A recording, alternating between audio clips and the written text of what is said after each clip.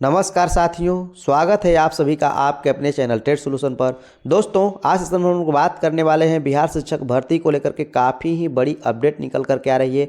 क्या कुछ अपडेट है इसके बारे में हम लोग बात करने वाले हैं। दोस्तों, बीपीएससी टीआरई 3.0 की तैयारी जो है आपको शुरू हो चुकी है और आपको भी तैयारी अपनी शुरू कर देनी चाहिए, क्योंकि जैसा कि आपको पता है कि क्या कुछ है। अगस्त में आप लोगों की जो परीक्षा की है सारी जो तैयारियां हैं आपको बीपीएससी की ओर से पूरी कर ली जाएंगी। और मैं आपको बता दूं कि अगस्त में जब आप लोगों का एग्ज़ाम होगा तो निश्चित रूप से आप लोगों की तैयारी आज से ही शुरू करना होगा। इसके बारे में हम लोग बात करने वाले हैं, साथ साथ हम लोग क्या कुछ अपडेट आ रहा है उसके बारे में बात करने वाले हैं। और दोस्तों, हम लोग बात करने वाले हैं 3 चांस की बाध्यता को लेकर के। जैसा कि आपको पता है कि बीपीएससी टीआरई में सिर्फ आपको 3 ही मौके हैं। यदि 3 मौक़ों में आपने क्रैक नहीं किया तो निश्चित रूप से आपको मौका नहीं मिलने वाला है। तो इसकी जो बाध्यता है इस पर भी आपको जंग शुरू है। हम लोग बात करें, ट्विटर पर इस बात को लेकर के ट्रेंड कराया जा रहा है कि 3 चांस की जो आपको बाध्यता है इसे समाप्त किया जाए, तो इसके बारे में भी हम लोग बात करने वाले हैं।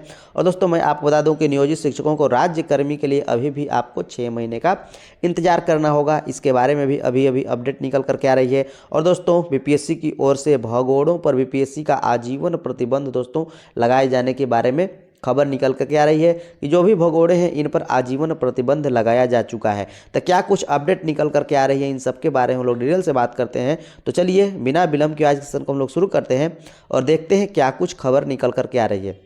दोस्तों, यहाँ पर आप देख सकते हैं नियोजित शिक्षकों को पहले हम लोग देख लेते हैं कि नियोजित शिक्षकों की सक्षमता परीक्षा जून से पहले संभव नहीं है। दोस्तों, मैं आपको बता दूं कि जैसे बीपीएससी टीआरई 2 का आपको फॉर्म भराया गया, एग्ज़ाम हुआ, ऐसा क्यों नहीं किया जा रहा है यहाँ पर सक्षमता परीक्षा के लिए? ऐसा बिल्कुल आपको देखने को नज़र नहीं आने वाला है।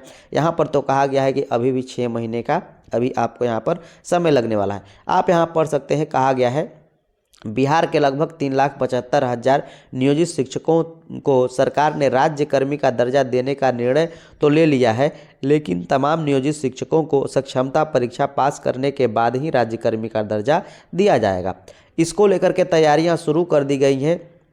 इस परीक्षा का आयोजन बिहार विद्यालय परीक्षा समिति यानी आपको बिहार बोर्ड के माध्यम से होगा या फिर SCRT के माध्यम से जनवरी शुरू में यह तय हो जाएगा। इससे पहले नियोजित शिक्षकों को टीईटी या एसटीटी परीक्षा SCRT के माध्यम से दी गई थी। जैसा कि आपको पता है, शिक्षा विभाग बिहार बोर्ड के माध्यम से परीक्षा लेने की तैयारी में लगा हुआ है। दोस्तों, बहुत सारे लोग ये कह रहे हैं कि बीपीएससी इसका परीक्षा लेगा, कोई कह रहा है कि बीएससी लेगा, NCERT लेगा।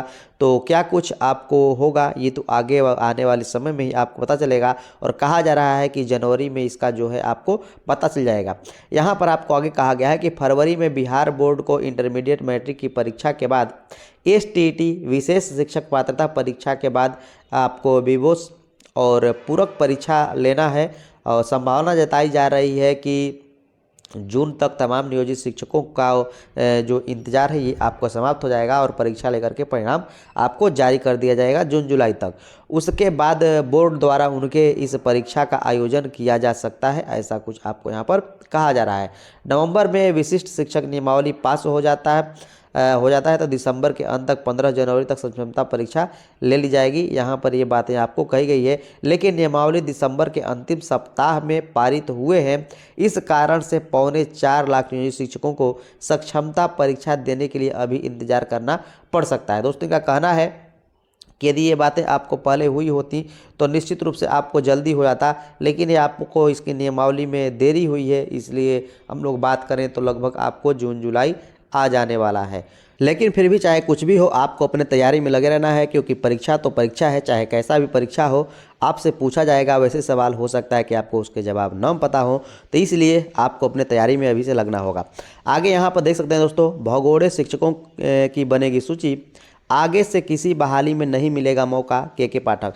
दोस्तों, मैं आपको बता दूं कि बीपीएससी टीआरई से चयनित वैसे शिक्षक जो कि विद्यालय में योगदान कर चुके हैं, लेकिन अभी तक हम लोग बात करें 10 से 15 दिन 20 दिन से भागे हुए हैं, विद्यालय जा ही नहीं रहे हैं, या फिर वो टीआरई 2 के रिजल्ट को लेकर के हों या फिर चाहे किसी भी प्रकार से हों, यदि वो विद्यालय नहीं जा रहे हैं 20-25 दिनों से, तो वैसे जो शिक्षक हैं उनकी सूची मांगी गई है और उनको भगोड़ा घोषित किया जाएगा, ऐसा आपको दोस्तों खबर निकल करके आ रही है। और ऐसे शिक्षकों की पात्रता को समाप्त किया जाएगा।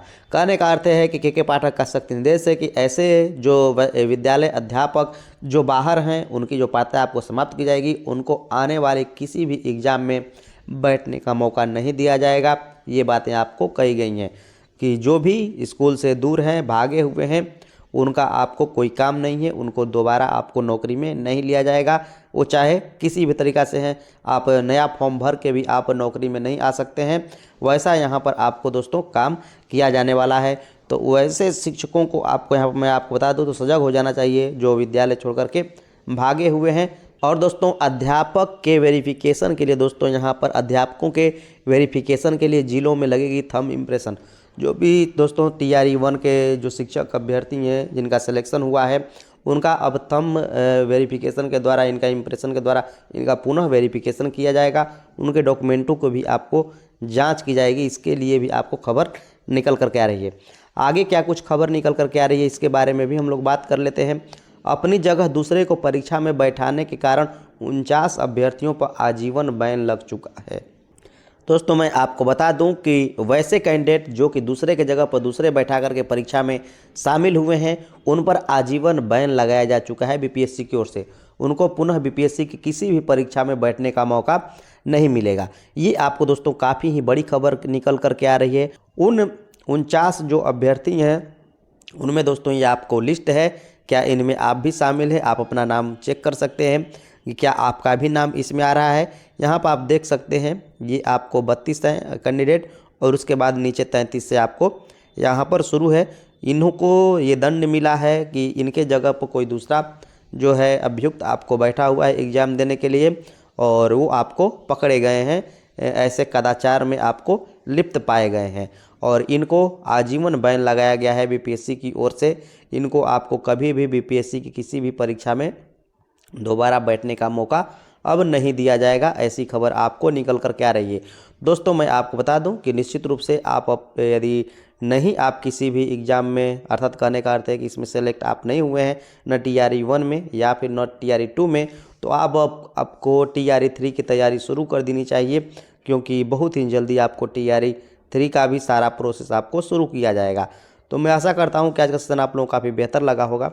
यदि बेहतर लगा है तो लाइक से सब्सक्राइब करना नहीं भूलिएगा, ज़रूर कर दीजिएगा। थोड़ा सा गले में खराश है इसलिए प्रॉब्लम हो रही है बोलने में। चलिए मिलते हैं नेक्स्ट सेशन में। आज अभी के लिए इतना ही। देखने के लिए धन्यवाद।